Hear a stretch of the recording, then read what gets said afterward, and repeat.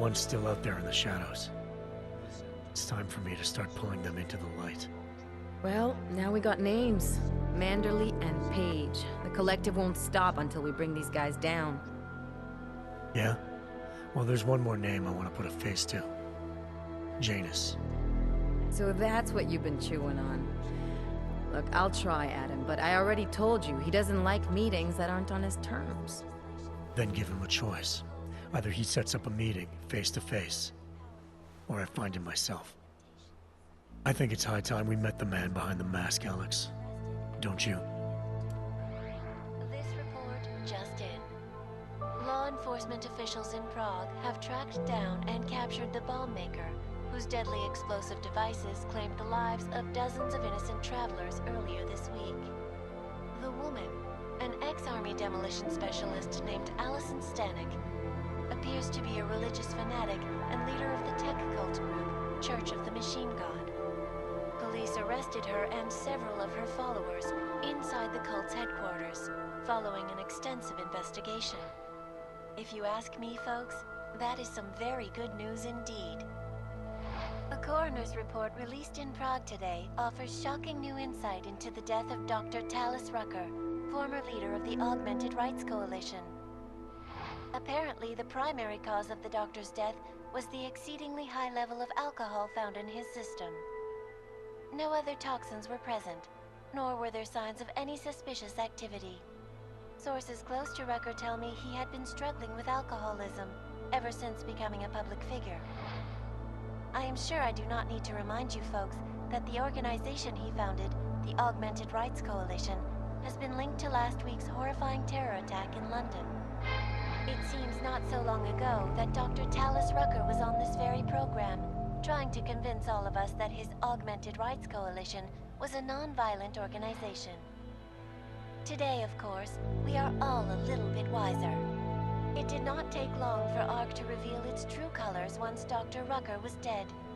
Since last week's attack, the United Nations has officially labeled ARC a terrorist organization.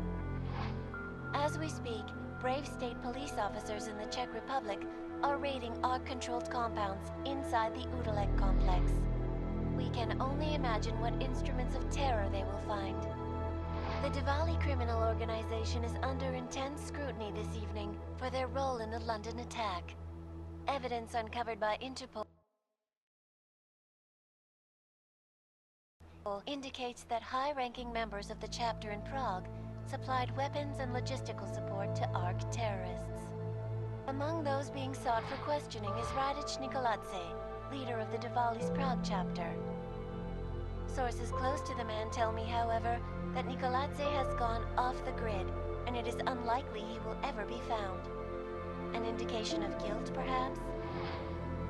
Join the online discussion and let us know what you think. News out of Paris today, where a sharp rise in illegal underground publications may have links to a prison escape recently orchestrated in Prague.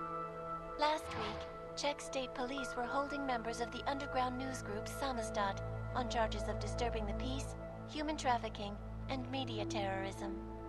The radicals escaped their holding cell, however, and are believed to have subsequently made their way deeper into Western Europe.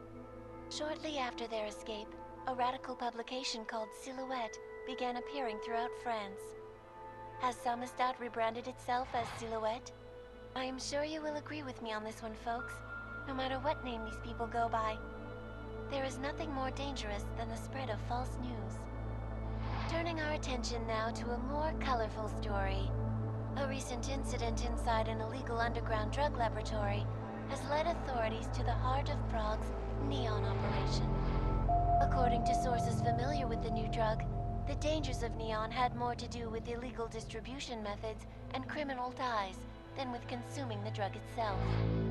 Make no mistake, folks, neon is illegal, and the dismantling of this laboratory is good news for everyone. However, some government officials have hinted to me that the drug may have therapeutic benefits, and if so, a government-approved version of neon could be made available to the public eventually. Further testing will be required, of course, so only time will tell.